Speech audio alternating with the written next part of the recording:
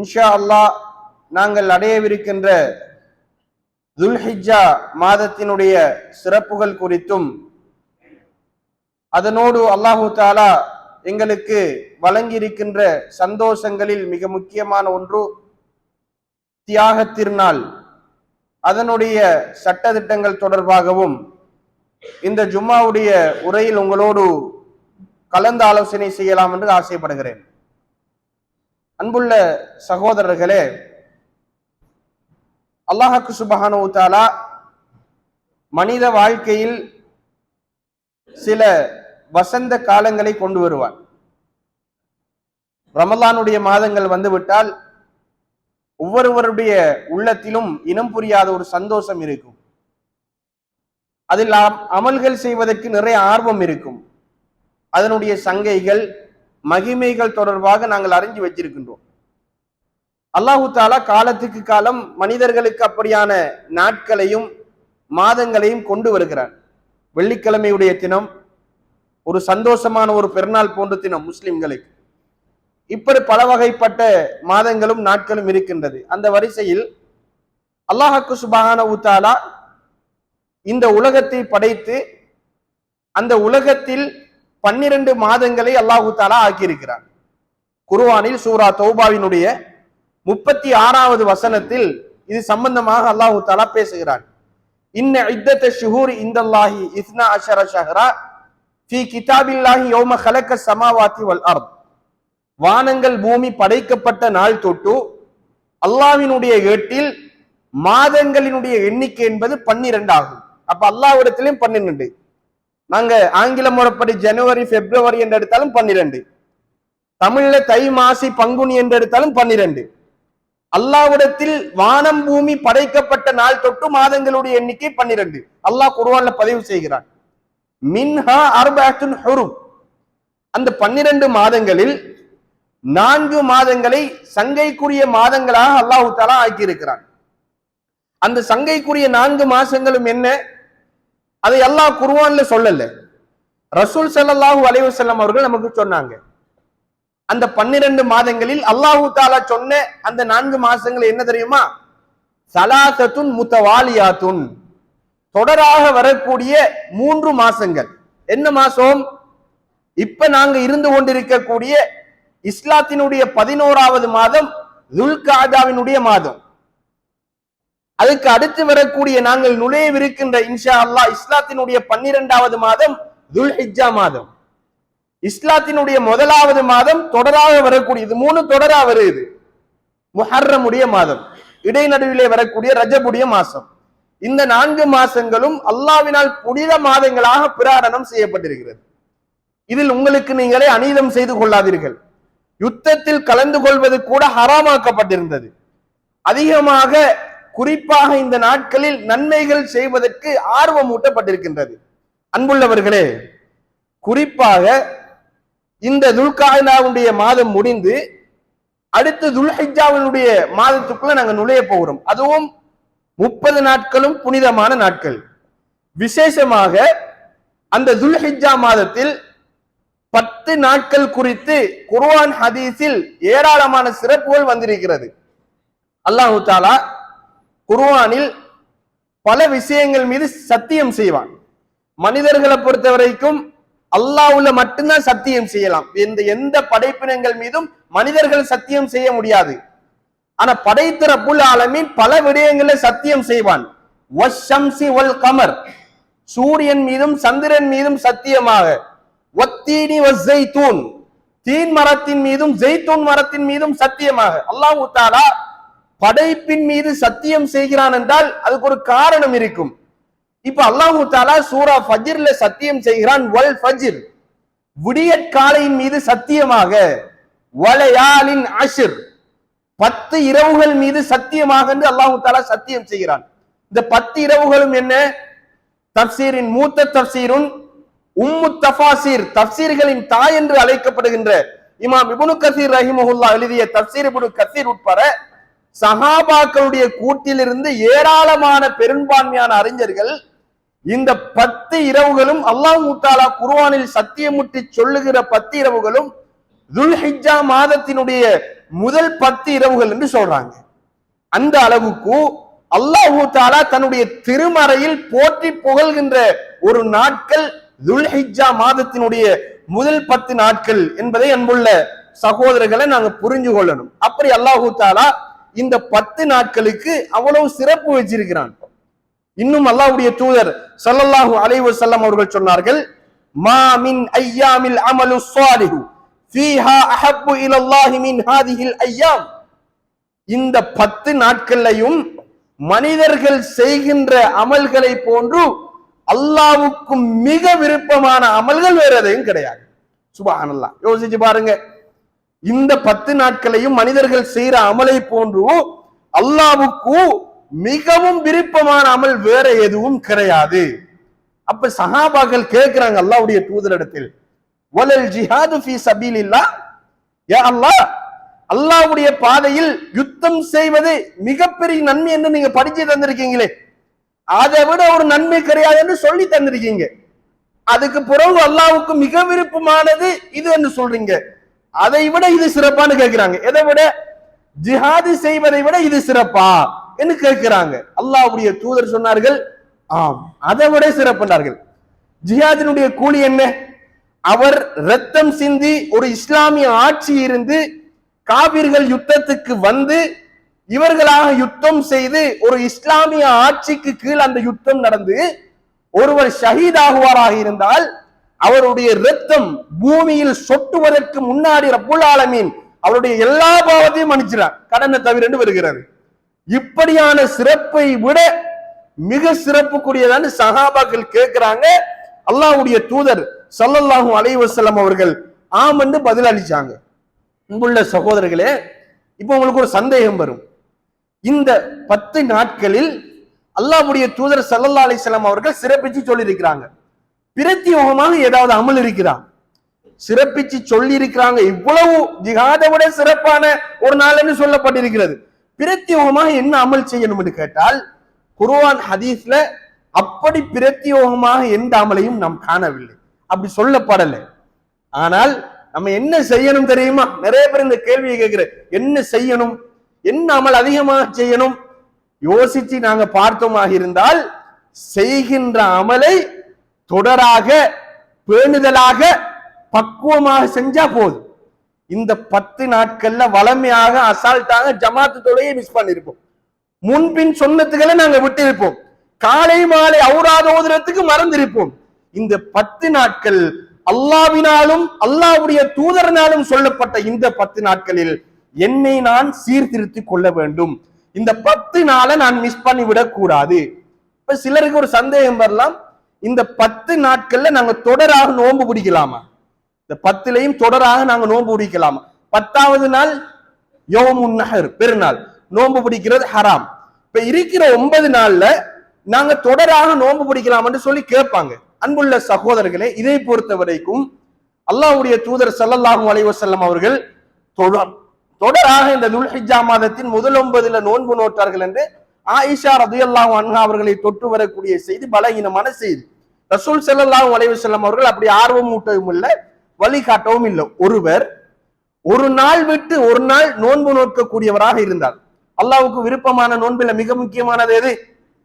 ஒரு நாள் விட்டு ஒரு நாள் நோன்பு பிடிக்கிறது. தாவூத் அலைஹிஸ்ஸலாம் அப்படி நோன்பு பிடிச்சாங்க. இப்படியான வழக்கத்தை ஒரு ஆள் கொண்டிருப்பாராக இருந்தால் அவர் நோக்கலாம். இல்லாம சுன்னத்தான நோன்பு இருக்கிறது, திங்கள் வியாழன் நோன்பு. நிச்சயமாக அந்த 10 நாட்களுக்குள்ள ஒரு திங்கள் வரப்போகிறது, இன்ஷா அல்லாஹ் ஒரு வியாழன் வரப்போகிறது. அந்த நாளில் நாம் ஏற்கனவே இருந்த நாட்கள்ல சில பொதுபோக்காக இருந்திருப்போம். இன்ஷா அல்லாஹ் இந்த 10 நாட்கள்ல வரக்கூடிய திங்கள் வியாழன்ல எங்களால முடிந்த அளவுக்கு அந்த சுன்னத்தான நோன்பையும் நோக்கக்கூடியவர்களாக நாங்க இருக்கணும். அல்லாஹ்வுக்கு அந்த அமல் மிக பிடிச்ச ஒரு அமல். இது தவிர்த்து நிறைய திக்ர் செய்யலாம். அல்லாஹ்வுடைய தூதர் ஸல்லல்லாஹு அலைஹி வஸல்லம் அவர்கள் ஆயிஷா நாயோட ஒரு நாள் தூங்கி கொண்டிருந்தாங்க. ஆயிஷா நாயி சொன்னாங்க, அல்லாஹ்வுடைய தூதர் என்னை விடுங்கள். அல்லாஹ்வுடைய தூதர் சொல்றாங்க, ஆயிஷாவை என்னை விடு, நான் தொழ போகிறேன் என்று சொன்னார்கள். ரசூலுல்லாஹ் தொழுதார்கள். நீளமான ஒரு ஹதீஸ். தக்பீர் கட்டியதிலிருந்து ரசூலுல்லாஹ் அழுதார்கள், ருக்குவுக்கு போய் அழுதார்கள், சுஜூதுக்கு போய் அல்லாஹ்வுடைய தூதர் அழுதார்கள். ஆயிஷா நாயி ரிலாக்ஸ் பண்ணலாம் என்று பார்க்கிறாங்க, முடியவில்லை. அப்ப அல்லாஹ்வுடைய தூதரிடத்தில் பிலால் ரலியல்லாஹு அன்ஹு அவர்கள் கேட்கிறாங்க, ஏன் அல்லாஹ்வின் தூதரை இப்படி நீங்க அழுகிறீங்க?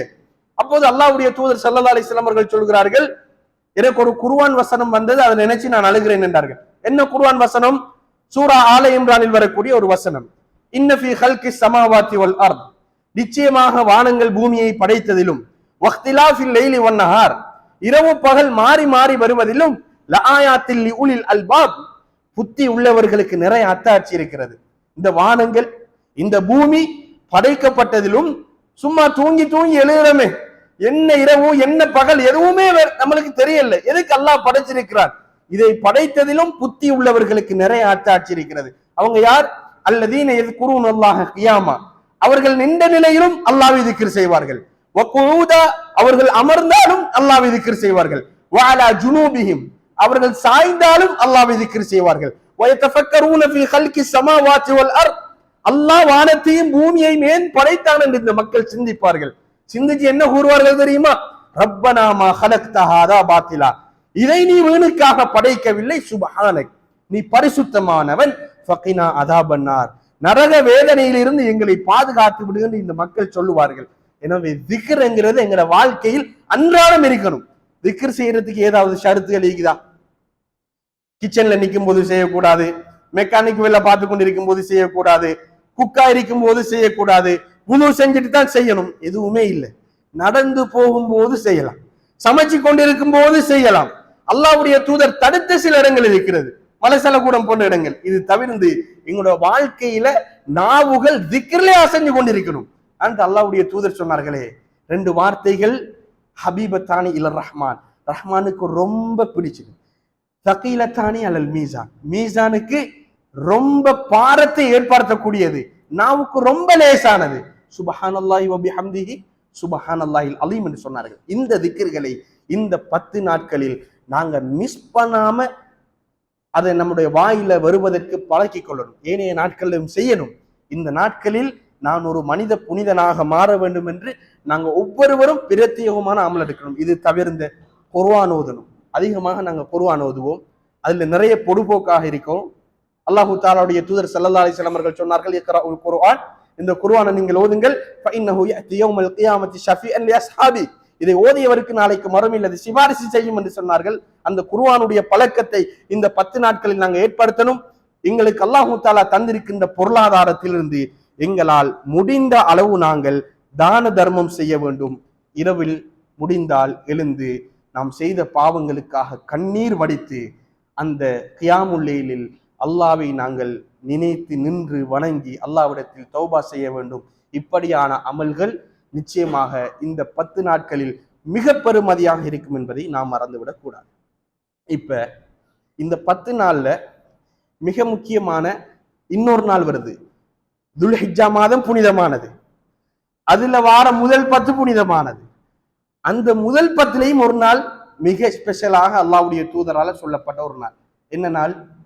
அரஃபாவுடைய நாள்.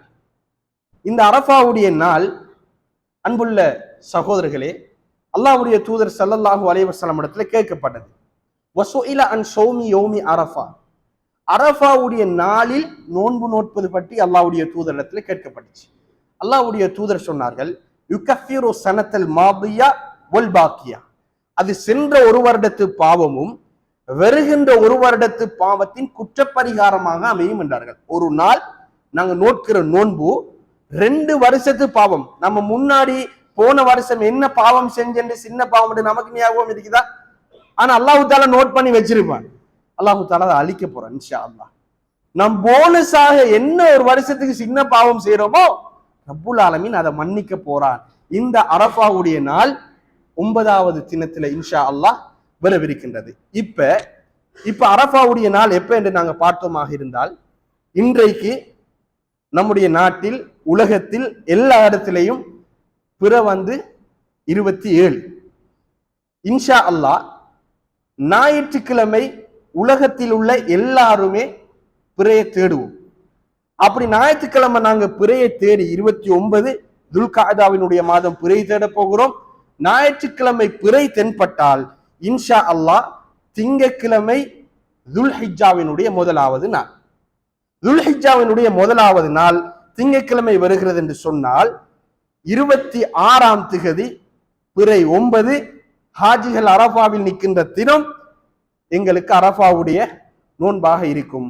27ஆம் திகதி இன்ஷா அல்லாஹ் தியாக திருநாள் பெருநாளாக இருக்கும். அப்படி இல்லாமல் பிற உலகத்தில் எங்கேயும் தென்படல என்று சொன்னால் 27ஆம் திகதி நாம் அரஃபாவுடைய தினத்தை நோன்பு பிடிப்போம். 28ஆம் திகதி வியாழக்கிழமை இன்ஷா அல்லாஹ் எல்லாருக்குமே பெருநாளாக இருக்கும். இதை நாம் யாரும் மிஸ் பண்ணிவிடக் கூடாது. உலகத்துல எவ்வளவு பாவம் செஞ்சிருப்போம், அந்த பாவத்தை அல்லாஹு தாலா மன்னிக்க போறான், சின்ன சின்ன பாவங்கள். எனவே இந்த நாள்ல நாங்க மிக கண்ணும் கருத்துமாக இருந்து அல்லாஹ்வுடைய தூதர் சொன்னார்கள், அந்த நாள்ல யாரோ நோன்பு பிடிக்கிறாரோ 2 வருஷத்து பாவம் அவருக்கு மன்னிக்கப்படும் என்று சொன்னார்கள். இதுல நாங்க மிக கண்ணும் கருத்துமாக இருக்கணும். இப்போ இந்த துல்ஹிஜ்ஜாவினுடைய மாதத்தில் இன்னும் நாம் செய்ய வேண்டிய அமல்கள்ல மிக முக்கியமான ஒரு கிரிகை தான் உலுஹியா என்று சொல்லக்கூடிய ஒரு வணக்கம். இந்த உலுஹியாவை பொறுத்த வரைக்கும் அன்புள்ள சகோதரர்களே, பெருவாரியான கேள்விகள் நம்ம இடத்துல நிறைய பேர் இடத்துல இருக்குது. ஒவ்வொன்றுக்கும் குர்ஆன் ஹதீஸ் அடிப்படையில் சுருக்கமான விளக்கத்தை இந்த ஜும்மாவுடைய உரையில் சொல்லி முடிக்கலாம் என்று நினைக்கிறேன். முதலாவது, இந்த உலுஹியா எப்படி கடமையாக்கப்பட்ட இந்த வரலாறு உங்க எல்லாருக்குமே தெரியும். இப்ராஹிம் அலைஹிஸ்ஸலாத்து வஸ்ஸலாம் தன்னுடைய அருமை புதல்வரை பலி கொடுப்பதற்காக அல்லாஹ்வுடைய கட்டளையின் பிரகாரம் எடுத்து சென்று அதற்கு பகரமாக அல்லாஹு தாலா ஒரு பிராணியை அனுப்பி அதன் மூலமாக அல்லாஹு தாலா இந்த சடங்கு நம்மளுக்கு ஏற்படுத்தியிருக்கிறார். இப்ப இந்த உலுஹியாவுடைய கடமை யார் மீது கடமை என்று பார்த்தால், ஹதீஸுகளை வைத்து உலமாக்கள் ஒரு முடிவுக்கு வருகிறார்கள். வசதி படைத்த ஒவ்வொருவருக்கும் சுன்னா முஅக்கதா, வலியுறுத்தப்பட்ட ஒரு சுன்னா தான் இந்த உலுஹியா என்று சொல்லக்கூடியதை நாம் புரிந்து கொள்ள வேண்டும். நபிகள் நாயகம் ஸல்லல்லாஹு அலைஹி வஸல்லம் அவர்கள் சொன்னார்கள், யார் ஒருவர் உலுஹியா வைப்பதற்காக நீயத்து வைத்தாரோ, இன்ஷா அல்லாஹ் இந்த வருடம் நான் உலுஹியா கொடுக்க போன நீயத்து வச்சாரோ, அவர் இந்த துல்ஹிஜ்ஜா மாதம் பிறை 1 அந்த உலுஹியாவினுடைய கடமையை நிறைவேற்றும் வரைக்கும் தன்னுடைய முடிகளையோ நகங்களையோ களைய வேண்டாம் என்று சொன்னார்கள். நகம் என்று சொன்னா கால் கை நகம், முடி என்று சொன்னா உடம்புல இருக்கிற எந்த முடியை நாங்க நீக்கக்கூடாது. தலைமுடி, அக்கல் முடி, மர்மஸ்தான முடி எதையுமே நாங்க நீக்கக்கூடாது. இதை நாம் புரிந்து கொள்ள வேண்டும். இதுல ஒரு சந்தேகம் வரும் என்னன்னு கேட்டா, நீயத்து வச்சவர் மட்டும்தான் இதை களையக்கூடாதா, குடும்பத்தில் இருக்கிற எல்லாருமே இப்படி செய்யணுமான்னு கேட்டால், அன்புள்ள சகோதரர்களே, யார் அதுக்கு நீயத்து வைக்கிறாரோ, குடும்பத்தில் ஒரு குடும்பஸ்தர் அதுக்கு நீயத்து வைப்பார், அவர்தான் அந்த கிரிகையில ஈடுபடணுமே தவிர குடும்பத்தில் ஏனைய பெண்கள் பிள்ளைகள் எல்லாருமே முடிநகம் வெட்டுவதற்கு அனுமதி இருக்கிறதுங்கிறதையும் நாங்க புரிஞ்சு கொள்ள வேண்டும். இதுல இன்னொன்று என்னன்னு கேட்டால், நம்ம இடத்துல வரக்கூடிய சந்தேகம், இப்போ ஒருவருக்கு ஐடியா வருது துல்ஹிஜ்ஜா மாதத்தினுடைய பிறை 5 திடீரென மாதிரி ஒரு ஆளுக்கு சீட்டு காசு வருது. அவர் நினைக்கிறார், மாஷா அல்லாஹ், அல்லாஹு தாலா நமக்கு ஒரு நல்ல செல்வத்தை தந்திருக்கிறார், நாம இந்த வருஷம் உலுஹியா கொடுப்போம்னு நினைக்கிறார். இப்ப இவர் எப்படி நடந்து கொள்ள வேண்டுமான்னு கேட்டால், அவர் எப்ப அவருக்கு மனசுல நீயத்து வந்துச்சோ அப்பையிலிருந்து அந்த ஆட்டையோ மாட்டையோ ஒட்டகத்தையோ அவர் கொடுத்து குர்பானி கொடுக்கும் வரைக்கும் அவர் அந்த காரியத்துல ஈடுபடக்கூடாதுங்கிறத நாங்க புரிஞ்சு கொள்ளணும். எந்த பிராணிகள்ல உலுஹியா கடமை என்று கேட்டால், பஹீமத்துல் அன்ஆம், கால்நடைகளில் இந்த 3 கால்நடைகளில் தான் அல்லாஹு தாலா உலுஹியா என்று சொல்லக்கூடிய இந்த கடமையை விதியாக்கியிருக்கிறார். ஆடு, மாடு, ஒட்டகம், இது தவிர்ந்த எந்த பிராணியிலும் உலுஹியா கடமை இல்லைங்கிறத புரிஞ்சு கொள்ளணும். ஆடு என்று சொன்னால் நாட்டாடாக இருந்தால் ஒரு வருஷம் பூர்த்தியான நாட்டாடு. ஆட்டுல பல வகை இருக்கிறது. செம்மறி ஆட்டில் ஒரு வகை இருக்கிறது. ரசூல் ஸல்லல்லாஹு அலைஹி வஸல்லம் அவர்கள் சொன்னார்கள், அது 6 மாசம் பூர்த்தியானதாக இருந்தால் போதும். அது இல்லாமல் நம்முடைய ஊர்ல இருக்கக்கூடிய நாட்டாடாக இருந்தால் 1 வருஷம் பூர்த்தியான ஆடு. மாடாக இருந்தால் 2 வருஷம் முழுமையாக பூர்த்தியான மாடு. ஒட்டகமாக இருந்தால் 5 வருடம் முழுமையான வயது பூர்த்தி அடைந்த ஒட்டகத்தை நாம் உலுஹியாவாக கொடுக்க முடியும்ங்கிறத புரிஞ்சு கொள்ளணும். இதுல கூட்டாக உலுஹியா கொடுப்பதாக இருந்தால் ஆட்டில் ஒரு தனிநபர் தான் கொடுக்கலாம். மாட்டில் 7 பேர் வரைக்கும் ஒன்று சேரலாம். ஒட்டகத்தில் 10 பேர் வரைக்கும் ஒன்று சேரலாம்ங்கிறத நாங்க புரிஞ்சு கொள்ள வேண்டும். இதுல நடைமுறையில் ஒரு சிக்கல் இருக்குது என்னன்னு கேட்டால், இப்ப உதாரணத்துக்கு இந்த விலை போக மாட்டாது, ஒரு ஒரு ஒரு அனுமானமாக சொல்றேன். ஒரு மாட்டுக்கு 70,000 வைங்க. 7 பேருக்கு ஒரு ஆளுக்கு எவ்வளவு? 10,000 பாடி நாங்க காசை பிரிப்போம். இப்ப இந்த 10,000த்தில் ஒருவர் கூட்டி சேருவார். நான் 10,000 கொடுக்குறேன்னு சொன்னா, இப்ப இந்த ராத்த சொல்லுவா, நான் ஒரு 5,000 ரூபாய் தரேன், நீ ஒரு 5,000 ரூபாய் எடு, நம்ம எல்லாரும் சேர்ந்து உலுஹியா கொடுப்போம். இப்ப பங்கு பிரியுது. எனவே ஒருவருக்கு தான் 10,000. அந்த முழு மாட்டிலையும் ஒருவர் 10,000 வீதம் 7 பேர் சேர வேண்டும். அந்த 10,000ல 2 உடைச்சமாக இருந்தா அது செல்லுபடியாக மாட்டாது, சுன்னாவுக்கு மிக முரணானது என்பதை அன்புள்ள சகோதரர்களே நாங்க புரிஞ்சு கொள்ளணும். உலகியா கொடுக்கக்கூடிய பிராணிகள் எப்படி இருக்கணும்னு கேட்டா ரசூல் ஸல்லல்லாஹு அலைஹி வஸல்லம் அவர்கள் தெளிவாக சில அடையாளங்களை சொல்லி இருக்கிறார்கள். உடம்புல கிளி காயங்கள் இருக்கக்கூடாது, அதே நேரம் மிக மெலிந்த ஆடு மாடு ஒட்டகங்கள் இருக்கக்கூடாது, கால் நொண்டியான பிராணிகளாக இருக்கக்கூடாது, கண் குருடான பிராணிகளாக இருக்கக்கூடாது. இது தவிர்ந்த உடம்பில் கிளிகாயங்கள், சொவி ஒன்று விழுந்ததாக, கொம்பு உடைக்கப்பட்டதாக, உள்வெளி நோய் தொற்றுக்கு உள்ளானதாக எந்த பிராணியாக இருந்தாலும் அதில் உலகியா கொடுக்க முடியாது. இதுல வாங்குறவர்களும் விற்கிறவர்களும் மிக கண்ணும் கருத்துமாக இருக்கணும். இதுல இன்னொரு விஷயத்தையும் நான் ஞாபகம் ஊட்டிக்கொள்றேன். இப்ப நம்ம சமுதாயத்தில் என்ன செய்வாங்கன்னு கேட்டால், உலகியாக்காக வேண்டி ஒரு மாட்டை வாங்குறார்கள் என்று வையுங்கள், அந்த மாட்டை அறுத்து அதுல எத்தனை கிலோ இருக்குதோ அந்த கிலோ கேட்டவாறு உரிமையாளருக்கு காசு கொடுப்பார்கள். இந்த உலகியா செல்லுபடியாக. ஏன் என்று கேட்டால், நம்ம உலகியா கொடுக்கறதுக்கு முன்னாடி அந்த பிராணி நமக்கு முழுமையாக சொந்தமாக இருக்கிற பிராணியாக இருக்கணும். இப்ப உலகியா கொடுத்ததுக்கு பிறகுதான் நம்ம உரிமையாளருக்கு காசை கொடுக்கிறோம். இதுக்கு என்ன செய்யலாம்னு கேட்டால், வாங்குறவரும் விற்கிறவரும் ஒரு நியாயமான ஒப்பந்தத்துக்கு வரணும். ஒரு மாட்டை வாங்க போறோம், ஒரு ஆள்கிட்ட போய் பேசுறேன். இப்ப நான் சொல்றேன் ஒரு 100 கிலோ இருக்கும்னு சொல்றேன். இப்ப உரிமையாளர் சொல்றாரு ஒரு 100 கிலோ இருக்கும்னு சொல்லி, இந்த நேரத்துல 2 பேரும் பொருந்தி கொள்றோம் 100 கிலோ அனுமானமாக இருக்கும்னு சொல்லி.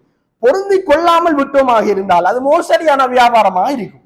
94 கிலோ அந்த மாடு இருந்தா நானே மாற்றப்படுகிறேன், 110 கிலோ அந்த மாடாக இருந்தா அவரே மாற்றப்படுகிறார். எனவே 2 பேரும் ஒரு முடிவுக்கு வரணும். அனுமானமாக இந்த மாடு இத்தனை கிலோ இருக்கும் என்று அந்த மாட்டுக்கோ ஆட்டுக்கோ ஒட்டகத்துக்கோ அதனுடைய முழுமையான காசை கொடுத்துட்டு தான் அதை பெற்றதன் பின்னாடி நாங்க உலகியா கொடுக்கணும். இதுல கடும் கவனமாக இருக்கணும்.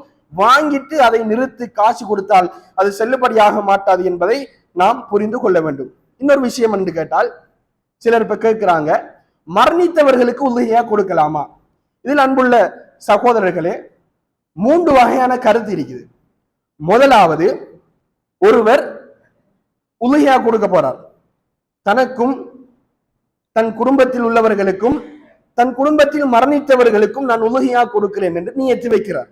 இப்ப இவர் அந்த ஆட்டிய மாட்டிய ஒட்டகத்தை அறுத்து கொடுக்கிறார். அந்த குடும்பத்துல யார் யாருக்கெல்லாம் அவர் நினைச்சு நியத்து வச்சாரோ அந்த நன்மை ஒன்றும் குறைவில்லாமல் நியத்து வச்சு எல்லாருக்கும் போய் சேரும். 2வது, ஒருவர் வசிய செஞ்சுட்டு மௌத் ஆயிட்டார். இன்றைக்கு ஒரு ஆள் இருக்கிறார், திடீரென மாதிரி வளமையா உலகியா கொடுக்கிறவர், திடீரென மாதிரி ஒரு பைக் ஆக்சிடென்ட்ல ஆள் இருந்துட்டு ஹாஸ்பிட்டல் இருக்கிறார். ஒரு வகையான சக்கராத்துடைய நேரம் மாதிரி மகன்கிட்ட சொல்றார், மகன் நான் மௌத்தானாலும் இந்த உலகியாவுடைய கடமையை நீ நிறைவேற்றி விடு என்று சொல்றார். மகன்கிட்ட அவர் வசியத்தை சொல்லிட்டு மௌத் ஆயிட்டார். இப்ப பொறுப்பில் உள்ள அந்த மகன், அவருக்கு கஸ்டடி கீழே இருந்தவர், அந்த வாப்பாட சொத்தில் இருந்தோ அல்லது அவருக்கு வாப்பாட பேர்ல கொடுக்க இயலுமாக இருந்தாலோ அந்த உலகியாவை வாப்பாவுடைய பேரில் அவர் நிறைவேற்ற வேண்டும் என்பதை அன்புள்ளவர்களை புரிஞ்சு கொள்ளணும்.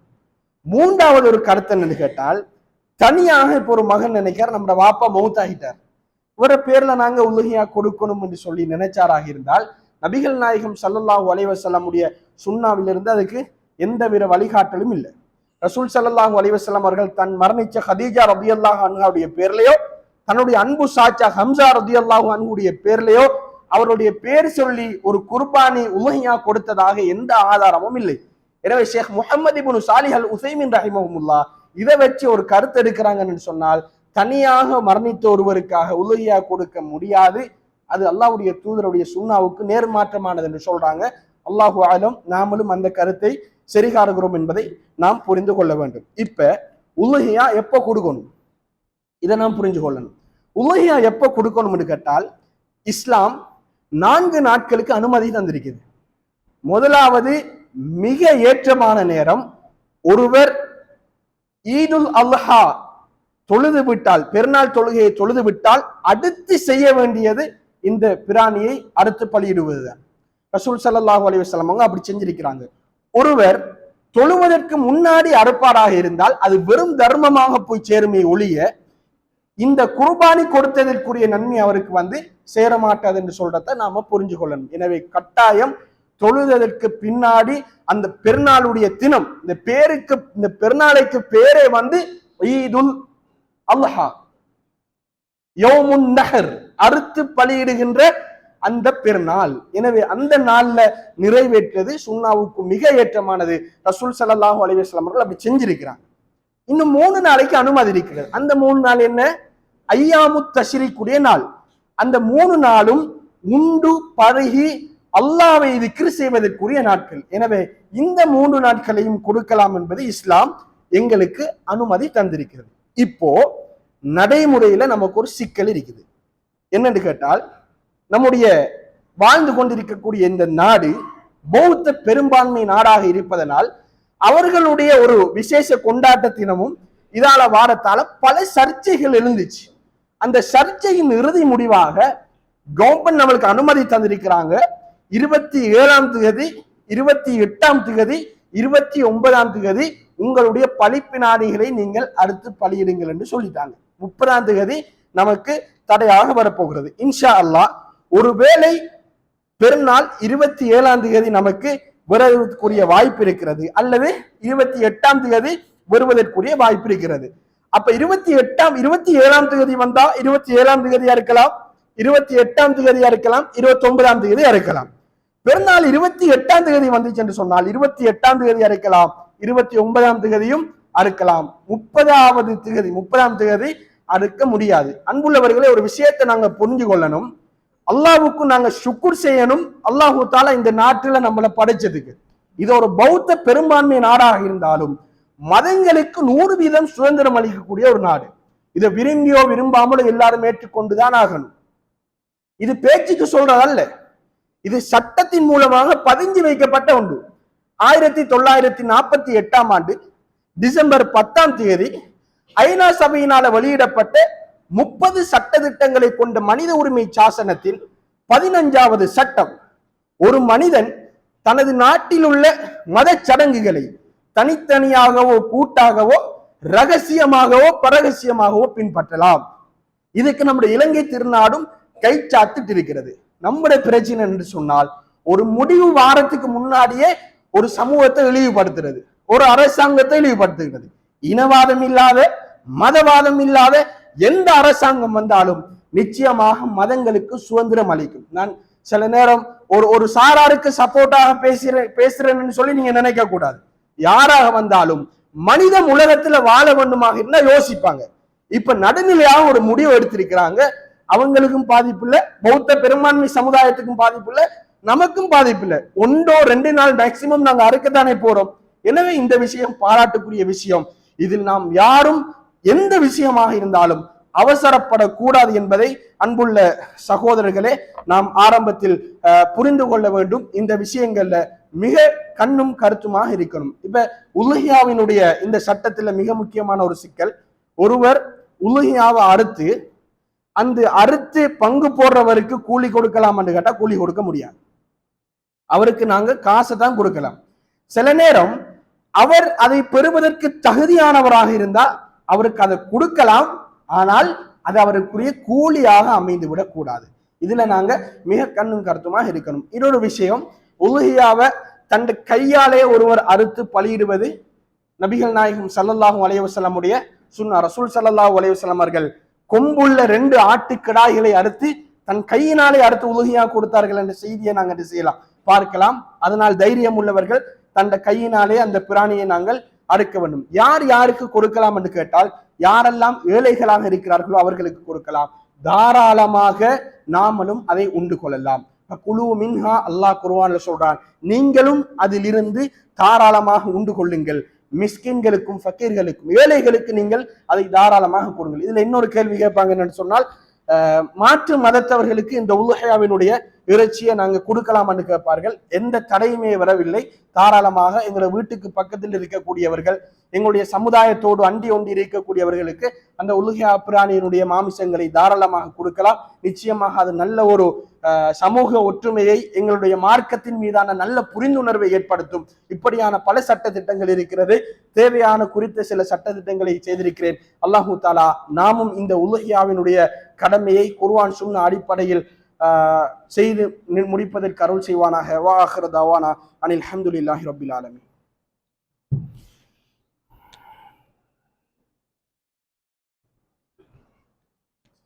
அல்ஹம்துலில்லாஹி வஹதா வஸ்ஸலாத்து வஸ்ஸலாமு அலா மல்லா நபிய பஅதா அம்மா பஅத்.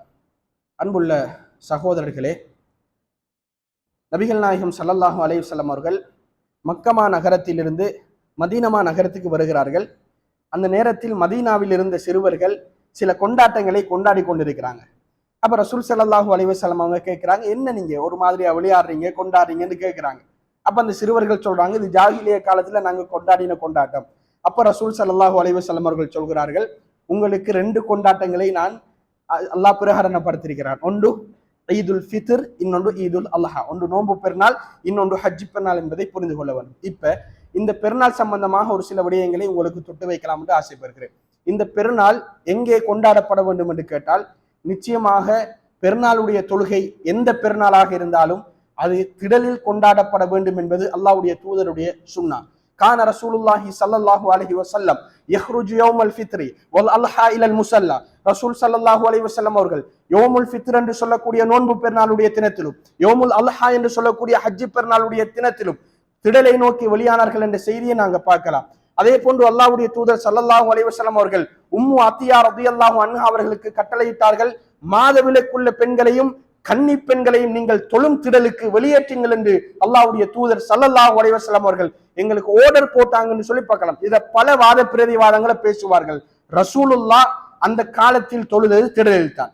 சாதாரண பள்ளியில் தொழுவதை விட பன்மடங்கு நன்மைகளை ஈட்டு தரக்கூடிய பள்ளி மஸ்ஜிதுன் நபவி. ரசூல் ஸல்லல்லாஹு அலைஹி வஸல்லம் உடைய காலத்தில் ஆண்கள் பெண்கள் சிறுவர்கள் என்று எல்லாருமே ஜமாத்துக்கு வரக்கூடிய ஒரு பள்ளி. எனவே இடம் போதாது, நிலம் சுத்தம் இல்லை, இப்படியான எந்த பொடுபோக்கும் சொல்ல இயலாது. ரசூலுல்லாஹ் பெருநாளுடைய தொழுகை என்று வந்தால் அதற்கு வெளியாகிய இடம் முசல்லா. அது மைதானமாக இருக்கலாம், வெட்ட வெளியாக இருக்கலாம், அது திறந்த பூமியாக இருக்கலாம், எதிலும் நாங்கள் தொழுது கொள்ளலாம். இயற்கை சீரற்ற காலநிலை, அதிகமான மழை, வீசும் புயல் காற்று, இப்படியான காரணங்கள் இருந்தால் நாங்கள் அந்த தொழுகையை பள்ளியில் வந்து தொழக்கூடியவர்களாக இருக்க வேண்டும். இது அல்லாஹ்வுடைய தூதர் ஸல்லல்லாஹு அலைஹி வஸல்லம் அவர்கள் காட்டி தந்த வழிமுறைங்கிறத புரிஞ்சுக்கொள்ளணும்.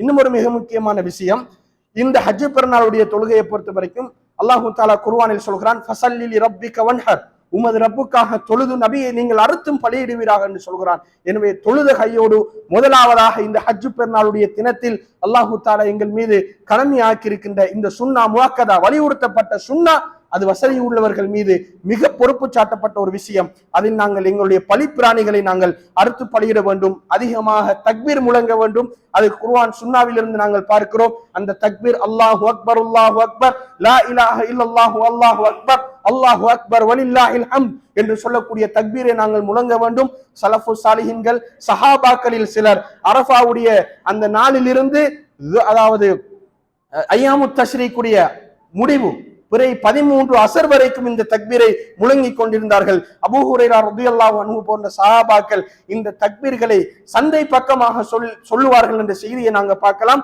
அந்த தக்பீரை நாங்கள் சொல்லக்கூடியவர்களா இருக்க வேண்டும். இன்னும் ஒரு சுன்னாதான், இந்த பெருநாளுடைய தினத்தில் ஒரு பாதையால நாங்க போனால் இன்னொரு பாதையால வர வேண்டும். இதுவும் அல்லாஹ்வுடைய தூதர் ஸல்லல்லாஹு அலைஹி வஸல்லம் அவர்கள் காட்டி தந்த ஒரு சுன்னாங்கிறதை நாங்கள் புரிந்து கொள்ள வேண்டும். இன்னும் ஒரு மிக முக்கியமான விஷயம், ஆடையினுடைய விஷயம். அல்லாஹ்வுடைய தூதர் ஸல்லல்லாஹு அலைஹி வஸல்லம் அவர்கள் கட்டாயமாக பெருநாளைக்கு புத்தாடை தான் அணிய வேண்டும் என்று எந்த இடத்திலையும் சொல்லியது கிடையாது. ஆனால் மோஸ்ட்லி நாங்கள் எல்லாருமே புது உடுப்பு தான் அந்த பெருநாளுடைய தினத்துக்கு போடுவோம். உடுப்பில்லாதவர்கள் இருப்பதில் எந்த உடுப்பு நம்மளிடத்துல நல்லா இருக்கிறதோ அது நல்ல முறையில நாங்கள் அணிந்து கொள்வோம், மனம் பூசுவோம், ஒருவருக்கொருவர் ஒற்றுமையாக இருப்போம். ஆடை விஷயத்தில் ஆண்களும் பெண்களும் மிக கவனமாக இருப்போம். நான் வாங்குகின்ற ட்ரௌசர், நான் வாங்குகின்ற ஷர்ட் இஸ்லாமிய வரையறைக்கு உட்பட்டதாக இருக்கின்றதா, கரண்டை காலுக்கு மேலேயாக இருக்கிறதா, என்னுடைய உடம்போடு ஒட்டியதாக இருக்கிறதா என்று பார்க்க வேண்டும். பெண்களுடைய விஷயத்தை தந்தைமார்களே அல்லாஹ்விடத்தில் பொறுப்பு சொல்ல வேண்டியவர்கள் நாங்கள். என்னுடைய மகளுடைய விஷயத்தில் மிக கண்ணும் கருத்துமாக இருக்க வேண்டும். ரசூல் ஸல்லல்லாஹு அலைஹி வஸல்லம் அவர்கள் எச்சரித்தார்கள். இந்த விஷயத்தை சொல்லி முடிக்கலாம் என்று நினைக்கிறேன். சின்ஃபானி மின் அஹ்லின் நார், 2 கூட்டத்தினர் நரகவாசிகள். லம் அரஹுமா, அவர்கள் 2 பேரையும் நான் காணவில்லை. என்னுடைய சமுதாயத்தில் அவர்கள் இருக்க மாட்டார்கள். முதலாவது ஆட்சியாளர்கள் தங்களுடைய ஆட்சியின் கீழ் இருப்பவர்களை மிக அடிமைப்படுத்தி கொத்தடிமைகளாக வாழ வைப்பார்கள். 2வது நிசாஉன் காசியாத்துன் ஆரியாத்துன் மாலியாத்துன் முமீலாத், ஆடை அணிந்தும் நிர்வாணமாக இருக்கக்கூடிய பெண் தானும் பிறர் பக்கம் சாய்வாள், பிறரையும் தன் பக்கம் சாய்ப்பாள். என்னுடைய பிள்ளைக்கு நான் வாங்குவது ஒரு ஆடையாக இருக்கலாம், அது இன்னொருவருடைய கவனத்தை ஈர்க்குமாக இருந்தால் தந்தை என்ற ரீதியில் ஒரு பொறுப்புக்கு உள்ளானவன் என்ற ரீதியில் அல்லாஹ்விடத்தில் நாமளும் விசாரிக்கப்படுவோம் என்பதை மிக கவனமாக அன்புள்ள தந்தைமார்களை உங்களுக்கு பொறுப்புக்கு கீழால் உள்ள பிள்ளைகளை இஸ்லாமிய வரையறைக்குட்பட்ட ஆடைகளை வாங்கி கொடுத்து இந்த பெருநாளை அல்லாஹ்வும் அல்லாஹ்வுடைய தூதரும் சொன்ன அடிப்படையில் சந்தோஷமாக கொண்டாடுவதற்கு அல்லாஹு தஆலா அருள் செய்வானாக. நாளைக்கு மறுமையில் ஐயத்துஹன் நஃப்ஸுல் முத்மஇன்னா அமைதி அடைந்த ஆத்மா என்று நம்மளை அழைக்கும் போது லப்பைக் யா ரப் உன்னிடத்தில் ஆஜராகிவிட்டோம் ரஹ்மானே என்று நானும் நீங்களும் என்னுடைய உறவுகளும் உங்களுடைய உறவுகளும் நபிமார்கள் நல்லடியார்கள் சாலிஹீன்களோடு அந்த சுவன பூங்காவில் வலம் பெறுவதற்கு வல்ல ரஹ்மான் அருள் செய்வானாக. அகூலு கௌலி ஹாதா அஸ்தக்ஃபிருல்லாஹ் லி வலக்கும் வ லிஜமீஇல் முஸ்லிமீன மின் குல்லி தம்பின் வஸ்தக்ஃபிரு இன்னஹு வல் கஃபூர் ரஹீம்.